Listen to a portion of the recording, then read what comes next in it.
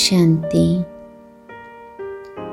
భగవంతుడు ఆనంద సాగరుడు, నిరాకారుడు, జ్యోతిర్బింద స్వరూపుడు. వారు నా ముందర, నా సన్ముఖంలో ఉన్నారు. తన యొక్క ఆనందమైన కిరణాలను అన్ని వైపులా వ్యాపింపచేస్తూ నాపైన కూడా తన ఆనంద కిరణాలను వర్షం వలె కురిపిస్తున్నారు. ఈ వైలెట్ కలర్ రేస్ నాపైన పడుతూ నా శరీరంలోని ప్రతి గ్రంథిని చైతన్యపరుస్తూ ఉన్నాయి. గ్రంథులన్నీ ఈ వైలెట్ కలర్ రేస్తో సంపన్నంగా అవుతూ ఆరోగ్యంగా అవుతున్నాయి.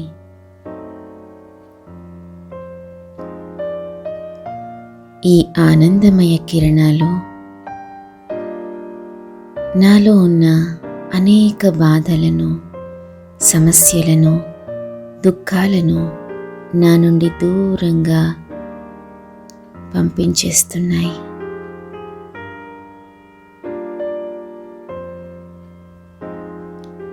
గతంలో జరిగిన అవమానాలు, పరిస్థితులు అన్నింటినీ మరిపింపచేస్తున్నాయి. నేను ఆనంద స్వరూపాన్ని, ఆనందమైన ఆత్మను, సత్ చిత్ ఆనంద స్వరూపాన్ని. ఓం శాంతి. ప్రతి విషయంలో మనం స్వచ్ఛతని కోరుకుంటాం.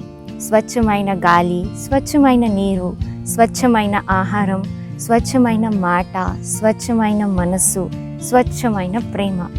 అందరికీ స్వచ్ఛత అంటే ఇష్టం ఉంటుంది. మనం ఆరోగ్యంగా ఉండాలి అంటే ముఖ్యంగా మనకి 2 రకాల స్వచ్ఛతలు చాలా అవసరం. శారీరక స్వచ్ఛత, మానసిక స్వచ్ఛత. శారీరక స్వచ్ఛత గురించి అందరికీ తెలుసు. మనం శరీరాన్ని చాలా స్వచ్ఛంగా, శుభ్రంగా, నీట్గా ఉంచుకోవాలి. అలాగే మానసిక స్వచ్ఛత కూడా చాలా అవసరం.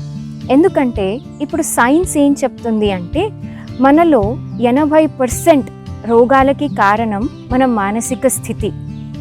కాబట్టి మనం మనసుని స్వచ్ఛంగా ఉంచుకున్నాము, నిర్మలంగా ఉంచుకున్నాము అంటే మనం చాలా ఆరోగ్యంగా జీవించగలుగుతాం.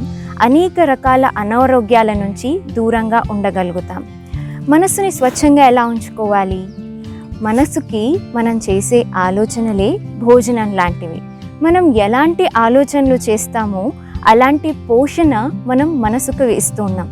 ఎలాగైతే శరీరాన్ని ఆరోగ్యంగా ఉంచుకోవాలి అంటే చాలా పౌష్టికమైన ఆహారాన్ని తీసుకుంటాం, పండ్లు, కూరగాయలు తీసుకుంటాం. అలాగే మనసుని ఆరోగ్యంగా ఉంచుకోవాలి అంటే మన ఆలోచనలు సకారాత్మకంగా ఉండాలి, అంటే పాజిటివ్గా ఉండాలి. మన ఆలోచనలలో కేవలం ప్రేమ, శాంతి, స్వచ్ఛత, పవిత్రత వీటి మాత్రమే ఆలోచించాలి. మన లోపల ఈర్ష్య, ద్వేషం, అసూయ, కోపం, పగ, ప్రతీకారం ఇలాంటివన్నీ కూడా లోపల మనస్సుని కల్తీ చేసేస్తాయి. అంటే మనస్సులో మలినం చేరుతుంది. అవన్నీ రాకుండా మనం ఉంచుకున్నాము అంటే మన మనస్సు చాలా స్వచ్ఛంగా, ఆరోగ్యంగా ఉండగలుగుతుంది. ఇందుకోసం ప్రతిరోజు మనల్ని మనం చెక్ చేసుకుంటూ మన మనస్సులో ఉన్న కల్తీని, మలినాన్ని పోగొట్టుకోవాలి. అందుకు ఒకటే మార్గం ఏంటి అంటే ధ్యానం చేయటం. మనం ఎంతగా ఏకాంతంలో కూర్చొని ధ్యానం చేస్తామో, భగవంతుడి ధ్యాసలో ఉంటామో మన మనస్సు అంత స్వచ్ఛంగా తయారవుతుంది. ఓవరాల్గా మనం చాలా ఆరోగ్యంగా జీవించగలుగుతాం.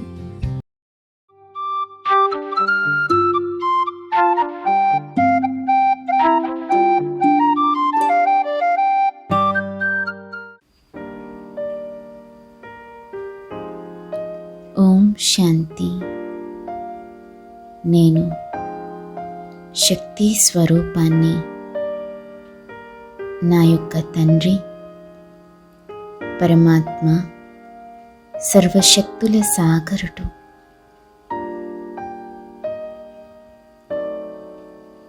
వారి నుండి వస్తున్న శక్తి యొక్క ప్రవాహం ఎర్రటి ఎరుపు రంగు కిరణాలుగా నా పైన పడుతూ ఉన్నాయి. నన్ను చాలా శక్తివంతంగా దృఢంగా చేస్తున్నాయి. ఈ శక్తుల కిరణాలు నా యొక్క ప్రతి ఎముకలో, ప్రతి కండరంలోనికి ప్రవేశిస్తున్నాయి.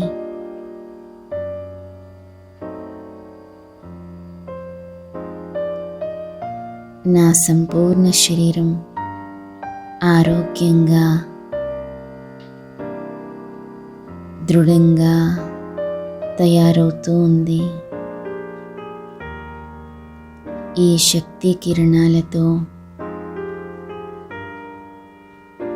నాలో ఉన్న అనేక బలహీనతలు సమాప్తమవుతున్నాయి.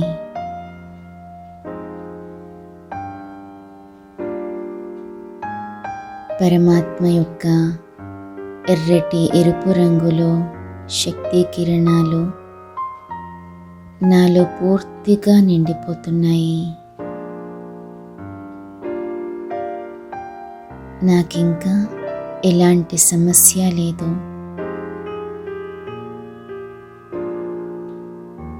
శరీరం యొక్క ఎముకలన్నీ దృఢంగా అవుతున్నాయి.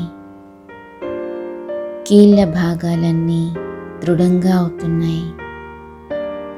ఆర్థరైటిస్ లాంటి అనేక సమస్యలు దూరంగా వెళ్ళిపోతున్నాయి. నేనిప్పుడు ఏ పనైనా చేయగలను. నా కండరాలు కూడా ఆరోగ్యమైపోతున్నాయి. నా మనస్సు కూడా ఆరోగ్యంగా అయిపోతుంది. ఓం శాంతి.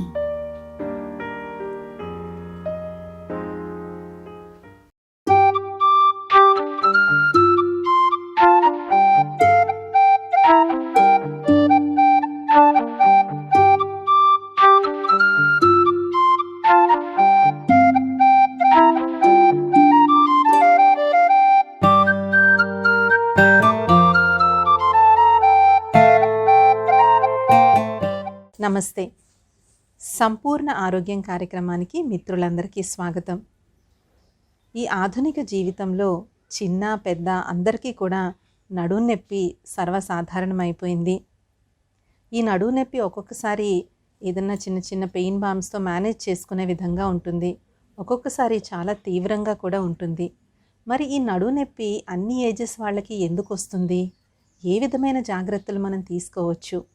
ఈ విషయాలన్నిటి గురించి తెలియచెప్పడానికి మన ముందున్నారు ప్రతిభావంతులైనటువంటి డాక్టర్ గారు, డాక్టర్ గీరెడ్డి రవీందర్ రెడ్డి గారు. డాక్టర్ గారు గాంధీ హాస్పిటల్లో ఎంబీబీఎస్ చేసిన తర్వాత ఎండి ఫిజిషియన్ మరియు డిఎం న్యూరో ఫిజిషియన్ చేశాక కిమ్స్ సికింద్రాబాద్లో అనేక సంవత్సరాల పాటు విశిష్టమైన వైద్య సేవలను అందించారు.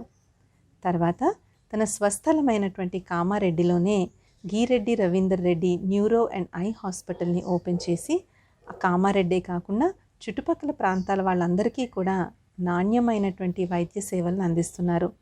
డాక్టర్ గారికి మన కార్యక్రమానికి ఇప్పుడు స్వాగతం చెప్దాం. నమస్కారం డాక్టర్. నమస్కారం లావణ్య గారు. నడుము నొప్పి, మెడ నొప్పి ఇవన్నీ చాలా కామన్గా ఇప్పుడు అన్ని ఏజ్ల వాళ్ళకి వస్తున్నాయి. అసలు దీనికి కారణం ఏంటి?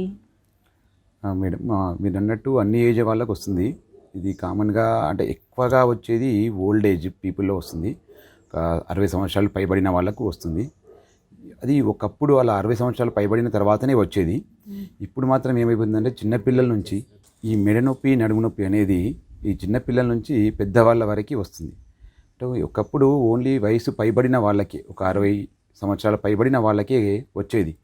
ఇప్పుడు ఏమవుతుంది అంటే ఈ కంప్యూటరైజ్డ్ సిస్టంలో, ఈ సెల్ ఫోన్ సిస్టంలో ఈ సెల్ ఫోన్ వాడకం ఒకటి, తర్వాత కంప్యూటర్స్ వాడడం ఒకటి, ఈవెన్ ఈ గ్యాడ్జెట్స్, అన్ని రకాల గ్యాడ్జెట్స్ వాడడము, వాటి వల్ల ఏమవుతుందంటే ఈ మెడ దగ్గర, నడుము దగ్గర ఈ అరుగుదల స్టార్ట్ అయ్యి దానివల్ల మెడ నొప్పి వస్తుంది. ఈ కామన్గా చెప్పాలంటే పెద్దవాళ్ళలో ఎక్కువగా ఉండి మిడిల్ ఏజ్ వాళ్ళలో కొంచెం తక్కువగా ఉండి, ఇంకా చిన్నపిల్లల్లో కూడా ఈ మధ్యలో చిన్నపిల్లల్లో కూడా ఎక్కువ అవుతుంది ఈ మెడ నొప్పి, నడుము నొప్పి అని.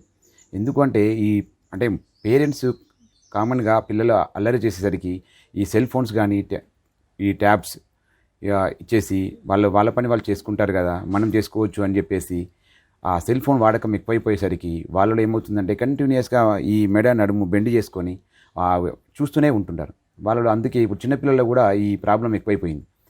ఓకే డాక్టర్ గారు, కానీ అసలు నడుము నొప్పి ఎందుకు వస్తుంది? ఈ నడుము నొప్పి, మెడ నొప్పి అనేది రెండిటికి ఆల్మోస్ట్ రెండు సేమ్ రీజన్స్ వల్లనే వస్తుంది మేడం. ఈ నడుము నొప్పి అనేది కామన్గా చూసే ప్రాబ్లంలో ఎక్కువగా ఈ బోను అంటే స్పైన్ రీజన్లో బోన్ ఒకటి, మధ్యలో డిస్క్ ప్రాబ్లం ఒకటి, ఆ పక్కన ఉండే నర్వ్స్, స్పైనల్ కార్డ్, ఇవి ఏమవుతుందంటే మనం డే టు డే యాక్టివిటీస్లో ఈ జర్నీ చేయడం ఒకటి, ఎక్కువగా ప్రొలాంగ్డ్ జర్నీస్ చేయడము ఒకటి, ఎక్కువసేపు మనం ఈ బెండ్ అయ్యి కూర్చున్నాము, అది ఈ బోన్స్ ఏమవుతుందంటే బోన్ అరుగుదల, దాన్నే నడుములో అయితే లంబార్ స్పాండైలోసిస్ అని, మెడ దగ్గర అయితే సర్వైకల్ స్పాండైలోసిస్ అని. ఈ స్పాండైలోసిస్ అనేది ఏంటంటే అరుగుదల, అది మెడ రీజన్ అయితే సర్వైకల్ స్పాండైలోసిస్ అని, నడుము దగ్గర అయితే లంబార్ స్పాండైలోసిస్ అని. ఈ స్పాండైలోసిస్ ఉన్న వాళ్ళలో కామన్గా పెయిన్ వస్తుంది. ఈ స్పాండైలోసిస్ అంటే ఏంటి? అరగడం అంటే మామూలుగా ఈ నునుపుగా ఉంటుంది, మన బోన్స్ మధ్యలో డిస్క్ అంతా నునుపుగా స్మూత్గా ఉంటుంది. ఈ వయసు వల్ల మనం చేసే యాక్టివిటీస్ వల్ల ఏమవుతుందంటే అది గరుకైపోయి మనం తిప్పినము, నడుము వంగడము, మెడ తిప్పడము, అలాంటప్పుడు ఏమవుతుందంటే పెయిన్ ఎక్కువ అవుతుంది.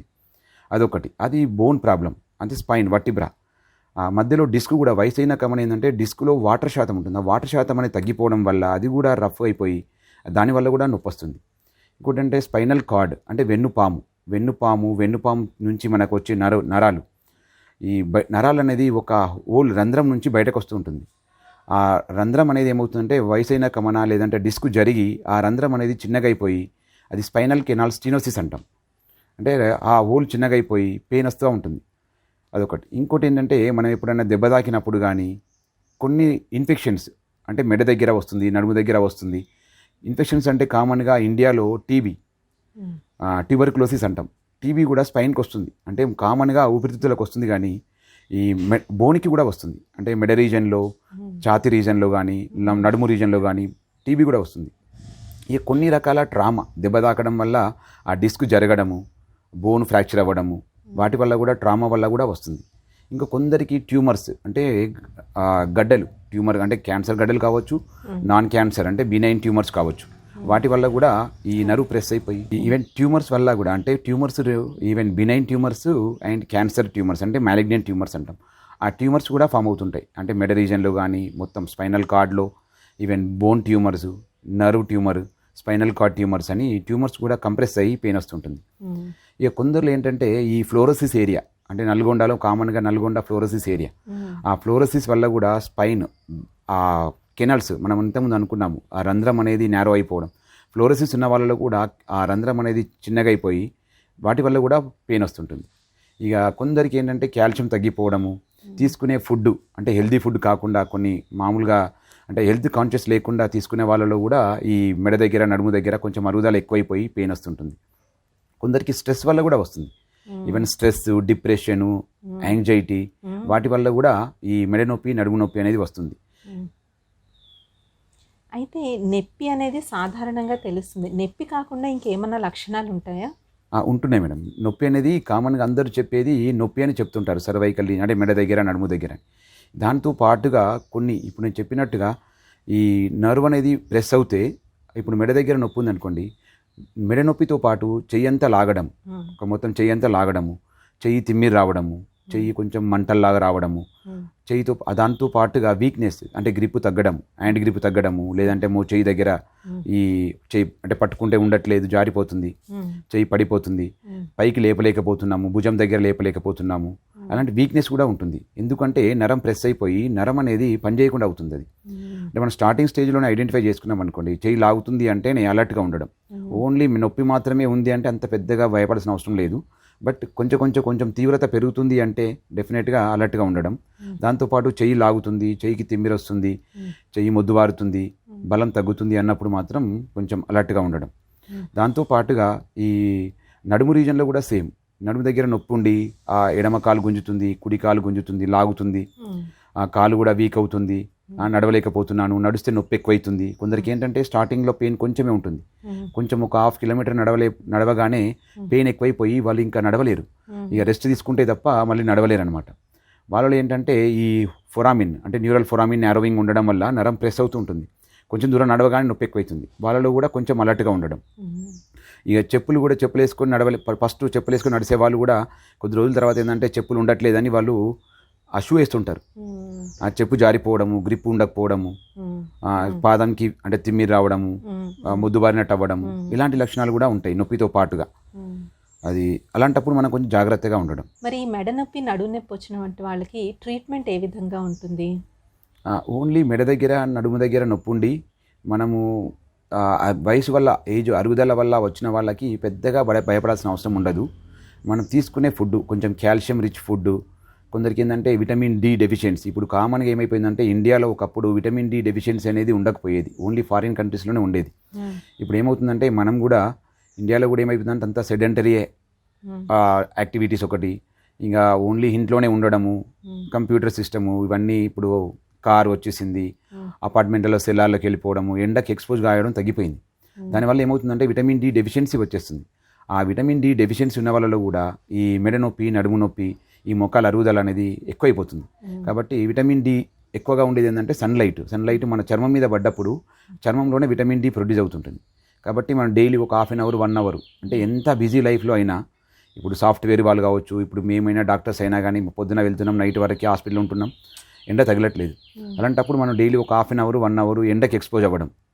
అది ఇంకొకటి అంటే కాల్షియం మెయిన్గా పాలల్లో ఎక్కువ ఉంటుంది, మిల్క్ ప్రోడక్ట్స్, పెరుగు కావచ్చు, అవి ఎక్కువ తీసుకోవడం, వాటి వల్ల కూడా కాల్షియం అనేది ఎక్కువైతుంది. అది ఒకటి అంటే సింపుల్గా మనం చేసుకునేది. ఇక కొంచెం ఏంటంటే అరుగుదల ఉంటుంది, మనం చెప్పుకున్నాం అంటే ఎక్కువ ప్రొలాంగ్డ్ జర్నీ చేసిన వాళ్ళలో కానీ, డ్రైవర్స్లో కానీ, ఎక్కువ జర్నీ చేసే వాళ్ళలో ఏంటంటే ఆ మూమెంట్ వల్ల, ఈ మెడ దగ్గర నడుము దగ్గర మూమెంట్ వల్ల అరుగుదల స్టార్ట్ అవుతుంది. కాబట్టి వాళ్ళు ఏంటంటే కొంచెం ఫ్రీక్వెంట్గా జర్నీస్ తగ్గించుకోవడం. కొందరు ఉంటారు, ఇప్పుడు నేను అడుగుతుంటాం కదా, 60 కిలోమీటర్స్ రోజు అప్ అండ్ డౌన్ చేస్తాము, 100 కిలోమీటర్స్ అప్ అండ్ డౌన్ చేస్తామని చెప్తారు. వాళ్ళు ఏంటంటే వాళ్ళు ఇంకా జర్నీ తగ్గించేసుకొని వాళ్ళ ఫ్యామిలీ మొత్తం షిఫ్ట్ చేసుకోవడం, లేదంటే జాబ్ మార్చుకోవడం, అలాంటివన్నీ సింపుల్. ఎందుకు చెప్తున్నామంటే ఇవన్నీ కొద్ది రోజుల తర్వాత ఈ మెడ నొప్పితో పాటు ఇప్పుడు చెప్పినట్టుగా చెయ్యి లాగడము, చెయ్యి వీక్ అవ్వడము, కాళ్ళు వీక్ అవ్వడము, కాళ్ళు లాగడం, ఇవి వస్తుంది. జర్నీ వల్ల కూడా మనకు ఎక్కువ ప్రొలాంగ్డ్ జర్నీస్ చేయడము, డైలీ అంటే రోజు 30-40 కిలోమీటర్స్ జర్నీ అనేది కూడా మెయిన్ ఎఫెక్ట్ పడుతుంది. మనం డైలీ ఎక్కువ దూరం జర్నీ చేస్తున్నాము, డ్రైవర్స్ కూడా పాపం వాళ్ళు ఎప్పుడు ఎక్కువ జర్నీలో ఉంటారు కాబట్టి ఆ మూమెంట్ వల్ల కూడా ఈ మెడ దగ్గర నడుము దగ్గర అరుగుదల వస్తుంది. కాబట్టి మనం జర్నీని బాగా తగ్గించేసుకోవడం. ఇంకా వయసు వల్ల వచ్చి ఆ నొప్పి అయితే ఇంటి దగ్గరనే కొన్ని రకాల ఈ ఎక్సర్సైజెస్, మెడ దగ్గర కొంచెం నడుము దగ్గర కొన్ని ఎక్సర్సైజ్ చేసుకుంటే తగ్గిపోతుంది. ఇంకా ఏంటంటే మనం ఇంకా నొప్పి బాగా ఎక్కువగా తీవ్రత ఎక్కువ పెరుగుతుంది, అలాంటప్పుడు ఆ మెడ దగ్గర ఒకటి ఎక్స్రే తీసుకోవడము, నడుము దగ్గర ఒక ఎక్స్రే తీసుకోవడము, తర్వాత ఇంకా ఎక్కువగా అవుతుంది, ప్రాబ్లం ఎక్కువైతుంది అంటే ఈవెన్ ఎంఆర్ఐ స్పైన్ అంటే మెడ దగ్గర నడుము దగ్గర ఎంఆర్ఐ స్కాన్ కూడా చేసుకొని మనకి ఏమైనా ఇప్పుడు చెప్పిన విధంగా అరుగుదల కానీ, డిస్క్ ప్రాబ్లం కానీ, న్యూరల్ ఫొరామిన్ రంధ్రం ఏమైనా చిన్నగా అవ్వడం కానీ, నరువు మీద ప్రెస్ అవుతుందా లేదా అనేది అవి చూసుకోవడం. ఎందుకు స్టార్టింగ్లోనే అవసరం లేదు, బట్ మన కళ్ళ ముందే మన ముందే పెరుగుతుంది, ఎక్కువైతుంది, తీవ్రత ఎక్కువైతుంది అన్నప్పుడు డెఫినెట్గా మనం దాన్ని ఆపడానికి, ఎక్కువ కాకుండా ఉండడానికి స్కాన్ చేసుకోవడం. అంటే ప్రతి వాళ్ళకి మెడ నొప్పి ఉన్నంత మాత్రాన ఎంఆర్ఐ కానీ ఎక్స్రే తీయాలని ఏం లేదు. ఎంఆర్ఐ స్కాన్ కూడా మామూలుగా మెడ నొప్పి నడుము నొప్పి ఉన్నంత మాత్రాన ఎంఆర్ఐ స్కాన్ చేయాలని ఏం లేదు. అది వయసు వల్ల వచ్చే ప్రాబ్లమే కాబట్టి ఓన్లీ మెడ దగ్గరే నొప్పి ఉంటుంది, అంత ఎక్కువగా ఏం లేదు అన్నప్పుడు ఎంఆర్ఐ ఏం అవసరం లేదు. కానీ మనం ముందే ఇంకా ఎక్కువైతుంది, మెడ నొప్పి ఎక్కువైతుంది, తగ్గట్లేదు, చెయ్యంతా లాగుతుంది, కాలంతా లాగుతుంది అన్నప్పుడు ఒకటి ఎంఆర్ఐ చేసుకోవడం బెటర్. ఎందుకంటే మనం దాన్ని ఇంకెక్కువ కాకుండా ప్రివెంట్ చేయడం. ఒక్కొక్కసారి ఏంటంటే చెప్పినట్టుగా ట్యూమర్స్ కూడా ఉంటాయి. ఏమన్నా అంటే అన్ని సింపుల్ పెయిన్ అని తీసేయలేము. కొందరికి ఏంటంటే మనం చూస్తుంటాం కదా, ఈవెన్ స్పైనల్ కార్డ్ మధ్యలో ట్యూమర్ చిన్నగా గడ్డ పెరిగేసి కొద్ది రోజుల తర్వాత సెన్సేషన్ తెలియకుండా ప్రాబ్లం ఎక్కువైపోయి అది ఎక్కడికో అంటే స్ప్రెడ్ అయిపోయి కాలు వీక్ అయిపోయిన తర్వాత ఏం చేయడానికి రాదు. సర్జరీ చేయాలి, కానీ ఆల్రెడీ వీక్ అయిన తర్వాత సర్జరీ చేసిన ఆ వీక్నెస్ అనేది ఇంప్రూవ్ అవ్వదు. కాబట్టి కొంచెం ఈ చెప్పిన సిమ్టమ్స్ నొప్పితో పాటుగా వీక్నెస్ కానీ, తిమ్మిరి కానీ, ముద్దు వారడం కానీ, అట్లాంటి మంట కానీ అలాంటివి ఉన్నప్పుడు ఎంఆర్ఐ చేసుకోవడం ఉత్తమం మేడం. ఈ మెడ నొప్పిని, నడుము నొప్పిని మనం ఎంత సీరియస్గా దీన్ని మనం తీసుకోవాలి? సీరియస్నెస్ అంటే మనం ఇంతకుముందు చెప్పినట్టుగా పెరుగుతూనే ఉంది. ఇప్పుడు మనం తక్కువ టైంలో చాలా ప్రాబ్లం ఎక్కువైపోతుంది అన్నప్పుడు డెఫినెట్గా అది సీరియస్ కండిషనే.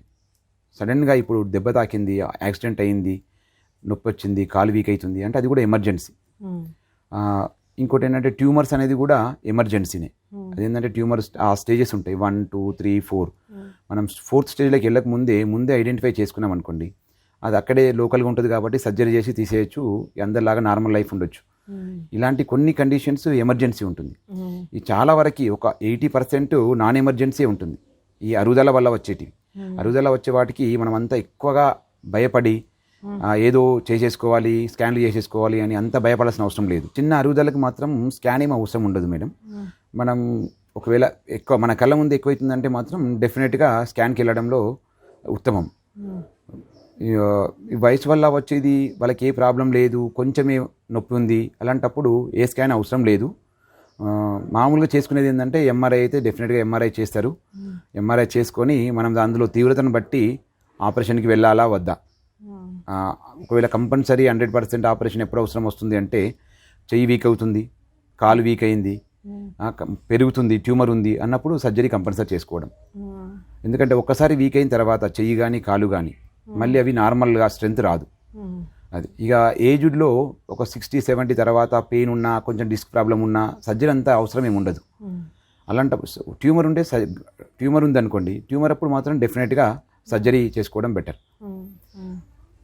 ఇంకా ట్రీట్మెంట్ పరంగా చూసుకుంటే, ఈ ట్రీట్మెంట్ అంటే మామూలుగా లోకల్ మెజర్స్. మనం చిన్నగా ఉన్నప్పుడే అలర్ట్ అవ్వడం, అంటే ట్రీట్ ద కాజ్, అంటే మనం ప్రాబ్లం ఏముంది దాన్ని ట్రీట్ చేయడం. ఇప్పుడు అరుగుదల వల్ల అయితే పెద్దగా ఏముండదు. కొందరు సర్వైకల్ కాలరు, నడుముకు బెల్ట్ పెట్టుకోవడం, మెడకి బెల్ట్ పెట్టుకోవడం, వాటితో కూడా మనం ఎక్కువ మోషన్ కాకుండా, అంటే మూమెంట్ ఎక్కువ కాకుండా అట్లా కూడా మనం ప్రివెంట్ చేయొచ్చు. ఇంకా కొంచెం ఏంటంటే కాల్షియం సప్లిమెంటేషన్ తీసుకోవడము, ఈ విటమిన్ డి సప్లిమెంటేషన్ తీసుకోవడము, ఇలాంటివి. ఇక కొంచెం ఫ్లోరోసిస్ ఏరియా అయితే మనం కొంచెం డీఫ్లోరిడేషన్, అంటే ఫ్లోరిన్ లేని వాటర్ తీసుకోవడం, ఇక మనం జర్నీ అవాయిడ్ చేయడము. ట్రీట్మెంట్ అనేది మెయిన్గా treat the cause. Treatment problem దేనివల్ల వచ్చింది దాన్ని ట్రీట్ చేస్తే ఆల్మోస్ట్ ట్రీట్మెంట్ అంటే దాని థెరపీ అయిపోతుంది.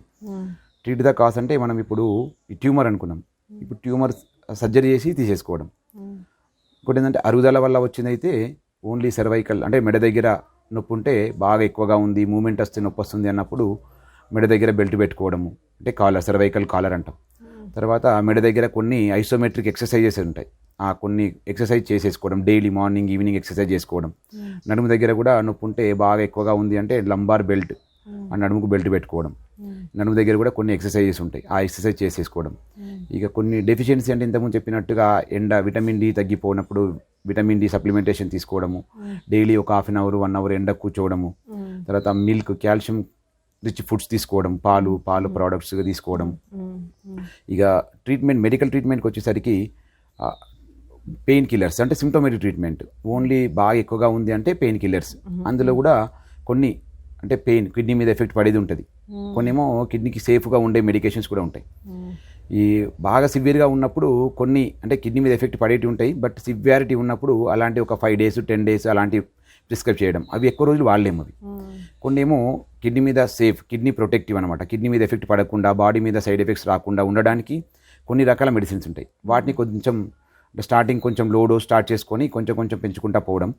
అది అంటే సిమ్టమ్స్ రిలీఫ్ అయ్యేంత వరకు, పెయిన్ తగ్గేంత వరకు ట్రీట్మెంట్స్ కంటిన్యూ చేసుకొని పెంచుకుంటా పోతాం. కొంచెం రిలీఫ్ ఉంది అంటే కొద్ది రోజులు 2-3 months కంటిన్యూ చేసుకొని స్టాప్ చేసేస్తాం. అది దాంతోపాటుగా కొన్ని ఎక్సర్సైజ్ చేసుకుంటూ ఉంటే కొద్ది రోజుల తర్వాత మనకు మెడికేషన్ అనేది అవసరం రాకుండా ఉంటుంది.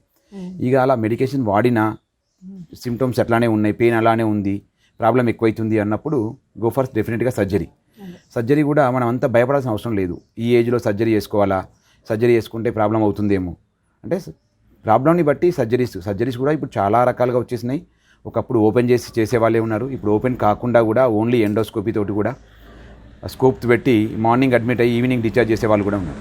కొందరికి సర్జరీ అవసరం వస్తుంది, అంటే ఇప్పుడు పెయిన్ కిల్లర్స్ వాడిన తర్వాత, ఇవి మనం కొన్ని న్యూరోపతిక్ పెయిన్ ట్యాబ్లెట్స్ వాడిన తర్వాత మ్యాక్సిమం డోస్, అంటే ఇప్పుడు మామూలుగా ఒక 50 mg పెట్టి ఈవెన్ 400 mg వరకు పెంచి 2-3 times వేసినా రిలీఫ్ అవ్వట్లేదు అన్నప్పుడు, ఎంఆర్ఐలో మనకు ప్రాబ్లం ఉంది అన్నప్పుడు సర్జరీకి వెళ్ళొచ్చు. సర్జరీ అంటే మనం భయపడాల్సిన అవసరం లేదు.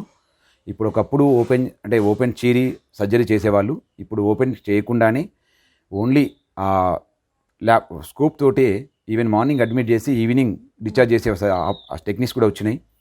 కొన్ని లోకల్గా కూడా ఇంజెక్షన్స్ ఇచ్చి సర్జరీ లేకుండానే కొన్ని లోకల్గా ఇంజెక్షన్ ఇచ్చి పెయిన్ తగ్గేట అట్లా కూడా వచ్చినాయి.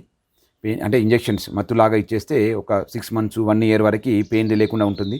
అట్లాంటి ఇంజెక్షన్స్ ఉన్నాయి. ఈవెన్ అట్లా ఇచ్చినా తగ్గట్లేదు అన్నప్పుడు సర్జరీకి వెళ్ళొచ్చు. సర్జరీ అంటే భయపడే వాళ్ళు చాలామంది ఉన్నారు. సర్జరీ చేస్తే కాలు పడిపోతాయి, చెయ్యి పడిపోతాయి, యూరిన్ వచ్చేది తెలియదు, మూత్రం అంటే మోషన్ వచ్చేది తెలియకుండా అవుతుంది అని అట్లా భయపడే వాళ్ళు ఉన్నారు. కానీ బట్ చేసే టెక్నిక్ని బట్టి సర్జరీని బట్టి సర్జరీ కూడా చాలా బెనిఫిట్ ఉంది.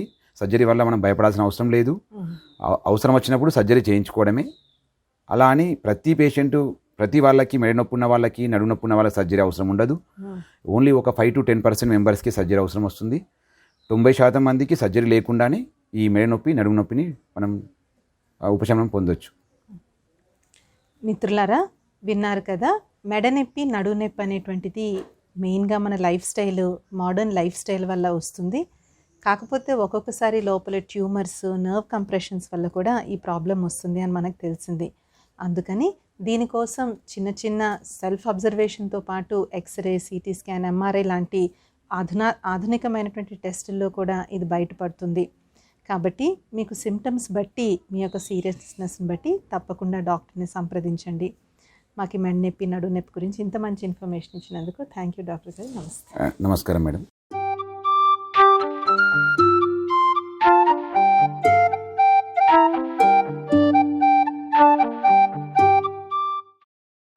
శాంతి. నిరాకారమైన జ్యోతి స్వరూపుడైన పరమాత్మ నుండి పవిత్రత యొక్క శక్తి నేను తీసుకునే ప్రతి ఆహార పదార్థం పైన పడుతోంది. నా యొక్క ఆహారాన్నంతా శుద్ధంగా, పవిత్రంగా తయారు చేస్తూ ఉన్నాయి. ఈ కిరణాల యొక్క ప్రవాహం నా యొక్క ఆహారం యొక్క ప్రతి కణాన్ని శుద్ధంగా, పావనంగా చేస్తున్నాయి. దీనితో నా యొక్క ఆహారం ప్రసాదంలాగా మారిపోతుంది. ఈ ప్రసాదం నాకొక మెడిసిన్ లాగా పనిచేస్తుంది. దీనితో నా యొక్క అనారోగ్య సమస్యలన్నీ సమాప్తమైపోతున్నాయి.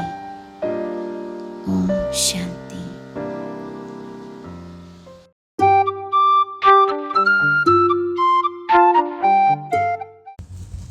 మనం నిజాయితీగా ఉన్నామనుకోండి, ఎంత ఆరాంగా జీవితాన్ని గడపచ్చు.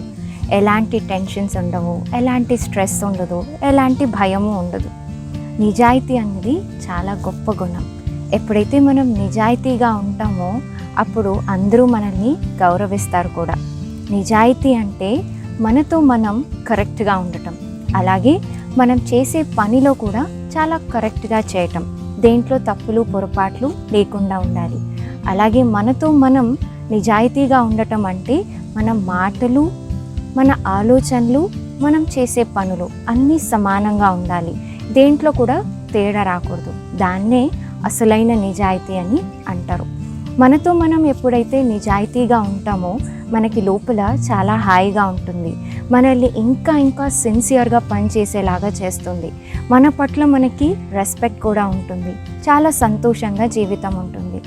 అలాగే మన సంబంధాలలో అంటే మన రిలేషన్షిప్స్లో మనం నిజాయితీగా ఉన్నామనుకోండి, అందరూ మనల్ని గౌరవిస్తారు, మనల్ని నమ్ముతారు, మనకి ప్రతి విషయాన్ని పంచుకుంటారు. అప్పుడు మనం వాళ్ళ బాధల్ని, కష్టాల్ని కూడా దూరం చేయగలుగుతాం. అలాగే మనం చేసే పనిలో కూడా చాలా నిజాయితీగా ఉండాలి. అందరి నుంచి మనం ఏం ఎక్స్పెక్ట్ చేస్తాం? మన దగ్గర పనిచేసే వాళ్ళందరూ నిజాయితీగా ఉండాలి అని. కాబట్టి మనం కూడా నిజాయితీగా ఉండాలి. మనం ఎంతగా నిజాయితీగా పని చేస్తామో ఆ వర్కింగ్ ప్రొఫెషన్లో కూడా మనం అంతగా ముందుకు వెళ్ళగలుగుతాం. ఎంత ముందుకు వెళ్తామో అంత సంతోషాన్ని కూడా మనం పొందుతూ ఉంటాం. అది మనందరికీ కూడా తెలిసిన విషయమే. కాబట్టి నిజాయితీ అన్నది ఫస్ట్ మనలో ఉండాలి, మన సంబంధాలలో ఉండాలి. అలాగే మనం చేసే పనిలో కూడా మనం నిజాయితీగా ఉండాలి. నిజాయితీగా ఉన్న జీవితం చాలా సుఖంగా ఉంటుంది. ఎలాంటి ఆందోళనలు ఉండవు. కాబట్టి ఇప్పటి నుంచి మనం నిజాయితీగా ఉంటూ మన భావనలని, ఇంటెన్షన్స్ని చాలా ప్యూర్గా ఉంచుకుంటూ అందరి పట్ల చాలా దయతో ఉందాము, చాలా ఆనందంగా జీవిద్దాం.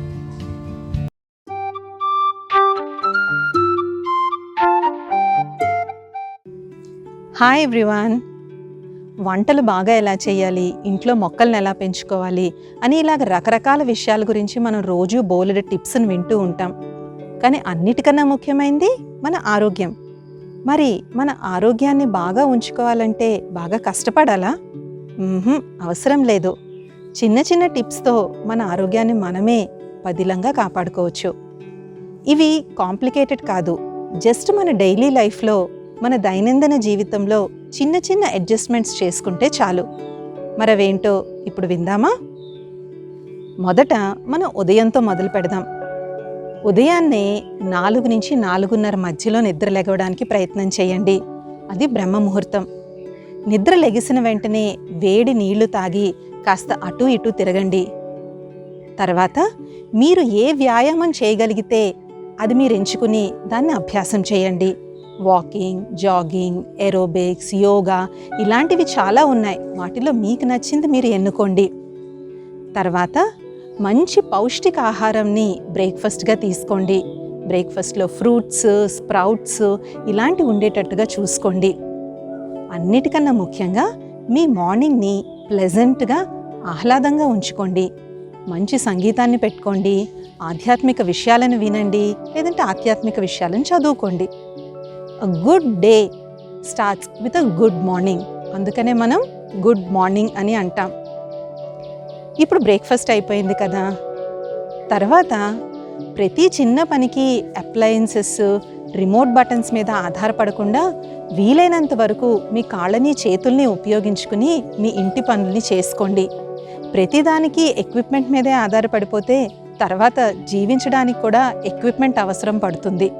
సో కాబట్టి పరికరాలు ఉన్నాయని దాని మీద ఊరికే డిపెండ్ అయిపోకండి. తర్వాత ఖచ్చితంగా భోజనం 12 నుంచి 1:15 మధ్యలో తినండి. నేలపై కూర్చుని తినండి. సాత్విక ఆహారం యొక్క ప్రయోజనాలు అన్నీ ఇన్ని కావు. సో వీలైనంత వరకు సాత్విక ఆహారాన్నే తినండి. ముఖ్యంగా భోజనం చేసిన వెంటనే ఒక 10 నిమిషాల పాటు మీరు చేయగలిగితే వజ్రాసనంలో కూర్చుని వజ్రాసనాన్ని వేయండి. మధ్యాహ్నం విశ్రాంతి తీసుకుని సాయంత్రం చాలామందికి టీ తాగే అలవాటు ఉంటుంది. టీ తాగినప్పుడు అందులో తులసి, పుదీనా ఇలాంటి హర్బల్వి, లేదంటే ఇలాంటి మంచి ఆయుర్వేదకమైనటువంటి ఎన్నో పదార్థాలు మనకి ఇప్పుడు మార్కెట్లో అవైలబుల్గా ఉన్నాయి. అవి ఏదో ఒకటి ఉపయోగించి మంచి టీని తయారు చేసుకొని మీ ఫ్యామిలీతో కలిసి ఎంజాయ్ చేయండి. ముఖ్యంగా సాయంత్రం కూడా ఉదయం ఎంత ఇంపార్టెంటో అంత ఇంపార్టెంట్. ఎందుకంటే ఈవినింగ్ బాగా గజిబిజిగా గడిచిందనుకోండి, నిద్ర కూడా సరిగ్గా పట్టదు. సాయంత్రం 6 సమయానికి యూజువల్గా అందరూ ఆఫీసుల నుంచి, కాలేజెస్ నుంచి ఇంటికి వచ్చేస్తారు. ఇంటికి వచ్చిన తర్వాత అందరూ కాస్త ఫ్యామిలీ టైంని స్పెండ్ చేయండి. రోజంతా ఎవరేం చేశారో కనుక్కోండి. ఆ హెల్దీ ఫ్యామిలీలో హెల్దీ కమ్యూనికేషన్ అనేటువంటిది ఉంటుంది. సో ఇలాంటి మంచి హెల్దీ కమ్యూనికేషన్ వల్ల మీ ఫ్యామిలీలో రిలేషన్షిప్స్ కూడా పెరుగుతాయి. ఇంకా నైట్ డిన్నర్కి వస్తే లైట్గా తీసుకోండి. రాత్రి పడుకోవడానికి కొద్ది సమయం ముందు కంప్యూటర్, టీవీ, ఇంటర్నెట్, మొబైల్ ఇలాంటి వాటికి దూరంగా ఉండండి. మంచి ఆహ్లాదకరమైన మ్యూజిక్ వినండి. ఆధ్యాత్మిక విషయాలను వినండి. ఇంకా మీరు చేయగలిగితే పడుకోవడానికి ముందు కాసేపు మెడిటేషన్ చేసి పడుకోవడం వల్ల మైండ్ అంతా క్లియర్ అవుతుంది.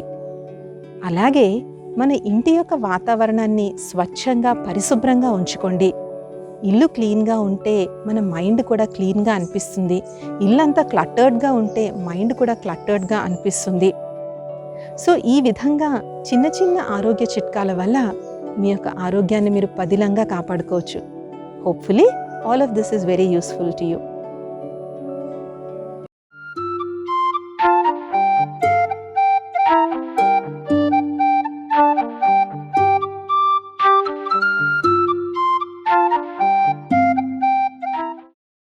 క్రమశిక్షణతో ఉండే వ్యక్తి ఎంతో ఉన్నతమైన శిఖరాలకు చేరుకుంటాడు అని మనం వింటూ వచ్చాం. చాలామందిని అలా చూస్తూ వచ్చాం. అలాగే మనం కూడా జీవితంలో క్రమశిక్షణని ఫాలో చేస్తూ ఎన్నో విజయాలు సాధించి ఉంటాం. జనరల్గా మనం క్రమశిక్షణతో మన పనులన్నీ కూడా ఒక విధిపూర్వకంగా చేసుకుంటూ ఉంటాం. అంటే మన పనులను విధిపూర్వకంగా చేసుకోవటంతో పాటు మన మనసుని కూడా క్రమశిక్షణగా ఉంచుకున్నాము అంటే మనం ఇంకా ఉన్నతంగా తయారవుతాం. మన జీవితం చాలా సుఖంగా, శాంతిగా ఉంటుంది. మనసును క్రమశిక్షణలో మనం ఉంచుకున్నాము అంటే మనం ఏం ఆలోచించాలి, ఎప్పుడు ఆలోచించాలి, ఎలా ఆలోచించాలి, ఇవన్నీ కూడా మన ఆధీనంలో ఉంటాయి. అంటే మన నియంత్రణలో మన మనసు పనిచేస్తూ ఉంటుంది. మనం క్రమశిక్షణగా ఉన్నాము అంటే జీవితంలో ఎలాంటి భావోద్వేగాలకు లోనవ్వకుండా చాలా సుఖంగా, శాంతిగా మనం జీవితాన్ని గడపగలుగుతాం. అలాగే మనం ఎంత క్రమశిక్షణగా ఉంటామో మన లోపల అన్ని మంచి అలవాట్లు తయారవుతాయి. అంటే మంచి అలవాట్లను మనం నేర్చుకుంటూ వస్తాం. మరి మనం జీవితాన్ని క్రమశిక్షణగా ఉంచుకోవాలి అంటే మొదటిది మనం ఒక దినచర్యను రాసుకోవాలి. ఆ దినచర్యకు అనుగుణంగా మనం నడుచుకోవాలి. అప్పుడు క్రమశిక్షణ అదంతకదే మెల్లగా అలవాటవుతూ వస్తుంది. అలాగే క్రమశిక్షణగా మనసు ఉంచుకోవటానికి ధ్యానం చాలా ఉపయోగపడుతుంది. ధ్యానం ద్వారా మన మనస్సు మన నియంత్రణలోకి వస్తుంది. అప్పుడు దాన్ని కూడా మనం క్రమశిక్షణగా నడపగలుగుతాం. అన్నిటికంటే ముఖ్యమైనది ఏంటంటే ఎలాగైతే మనం చేసుకునే పనులకి మనం టైం టేబుల్ రాసుకుంటామో అలాగే మన మనసుకి కూడా మనం టైం టేబుల్ తయారు చేసుకోవాలి. ఎప్పుడైతే మన మనసుకి టైం టేబుల్ ఇస్తామో ఆటోమేటిక్గా అది మన కంట్రోల్లో ఉంటుంది. మనం ఇచ్చిన టైం టేబుల్ అనుసారంగా నడుచుకుంటూ ఉంటుంది. అప్పుడు మనం ఎలాంటి భావోద్వేగాలకు లోనవ్వకుండా ఉంటాం. చిన్నప్పటి నుంచే మనం క్రమశిక్షణ అలవర్చుకున్నాము అంటే తర్వాత జీవితం అంతా చాలా హాయిగా ఉంటుంది. మొక్కై వంగనిది మానే వంగున అని అంటూ ఉంటారు. కాబట్టి చిన్నప్పటి నుంచే మనం క్రమశిక్షణని అలవర్చుకోవాలి. ఇప్పుడు క్రమశిక్షణ అలవాటు చేసుకోవాలి అంటే మొదట మనం చిన్న చిన్న విషయాల్లో చాలా క్రమశిక్షణతో ఉంటూ వస్తే మెల్లిగా అదే గుణం మన లోపల డెవలప్ అవుతూ మన జీవితాన్ని క్రమశిక్షణతో మనం తయారు చేసుకోగలుగుతాం.